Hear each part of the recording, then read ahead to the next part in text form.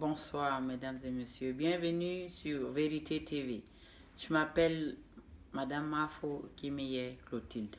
Je viens encore ce soir apporter l'éclairage par rapport à un message que j'ai eu il y a de cela quelques années. J'ai gardé, mais ça nécessite quand même que j'explique ce message et j'ai dit le comment et le pourquoi ce message a été donné. Amen. Je vais faire une petite prière pour remercier notre Seigneur pour aujourd'hui, pour tout ce qu'il a fait, encore de nouveau. Il a clamé, il a adoré et lui dit combien je l'aime. Merci Seigneur pour aujourd'hui. Tu as pourvu à tous mes besoins. Tu n'as pas permis que mes pas trébuchent, Seigneur. Tu m'as laissé debout. Merci pour ça. Je te bénis au nom de Jésus. Amen. Alors je vais prendre le livre de 1 Corinthiens 5, verset 5. Je vais la lire rapidement et après je vais donner l'explication pourquoi et comment ce verset. Amen. Alors 1 Corinthiens 5, verset 5. Livrez un tel homme à Satan pour la destruction de la nature pécheresse afin que l'esprit soit sauvé le jour du Seigneur Jésus. Alors, je viens ici expliquer pourquoi, parce que pourquoi cette verset biblique. Un jour, j'étais en train de nettoyer et tout à coup, j'ai entendu ce verset sonner dans mes oreilles et je me suis redressée. J'ai dit, mais c'est pas possible.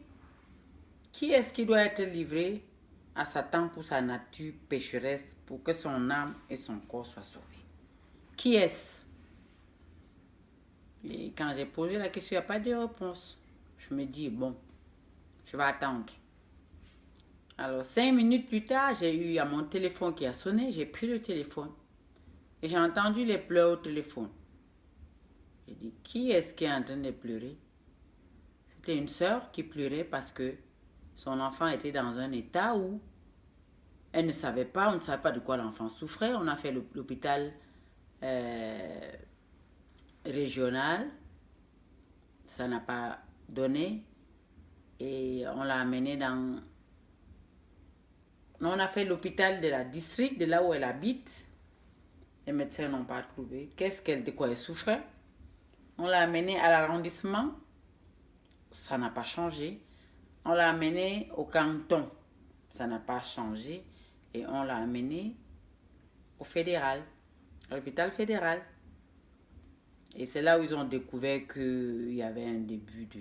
Comment on appelle ça? Il y a une maladie là qui frappe souvent les gens et ils meurent directement. Ça s'appelle la méningite. Ils ont dit qu'elle est en train de faire une méningite et que si on n'intervient pas rapidement, qu'elle va mourir. Alors j'ai mis mes genoux par terre, j'ai dit à Dieu, mais c'est pas possible. Si tu as dit, si tu m'as permis de savoir ça, c'est qu'il y a un moyen. J'ai supplié le Dieu, j'ai dit, Seigneur, elle est pécheresse, oui, je sais, mais donne-moi encore à l'éduquer. Parce que par le passé, je l'avais éduquée par rapport à la fornication, par rapport à rester vierge jusqu'à se marier. Mais apparemment, elle n'a pas écouté. Elle est partie faire sa vie. Et puis voilà, ce qui est arrivé devait arriver. Et sa maman m'appelant en pleurant. Moi, j'ai dit, reste calme. Si Dieu nous a soufflé, c'est que certainement, il y a une résolution. Et dans ce cas, j'ai prié avec sa maman. Et puis... tout d'un coup, les douleurs se sont calmées, mais elle est restée quand même une journée dans cet hôpital,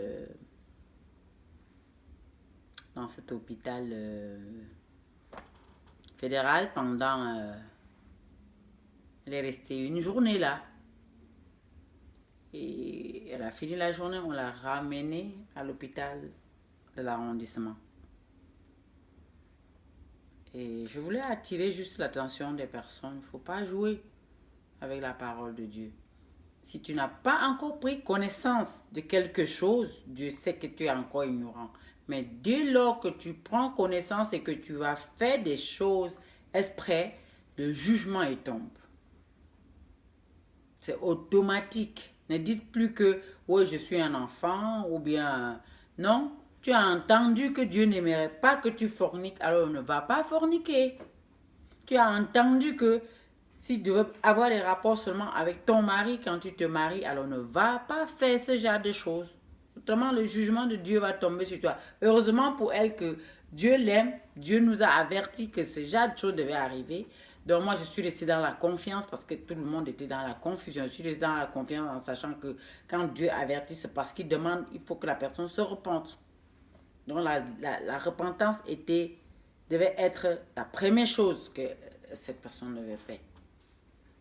Et je pense que pour ça, beaucoup de jeunes doivent apprendre à lire la Bible et ne pas se détourner de ce que Dieu a dit. Si Dieu a dit ne faites pas ça, ne faites pas. Parce que si vous le faites en sachant, le jugement il va tomber.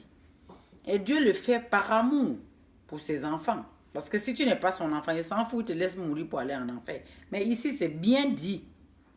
Hein? C'est bien dit que livrer un tel homme à Satan pour la destruction de sa nature pécheresse afin que l'esprit soit sauvé le jour du Seigneur Jésus.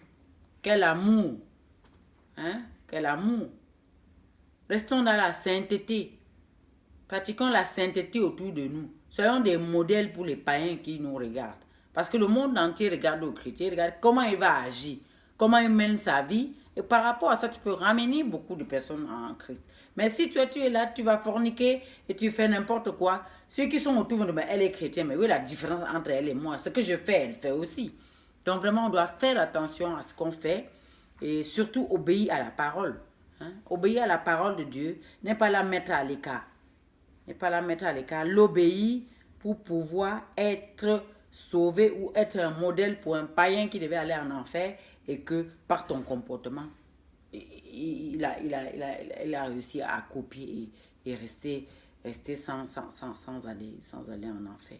Donc vraiment, merci encore Jésus de me permettre de faire cet éclairage sur cette situation au nom de Jésus. Amen. Bonne soirée.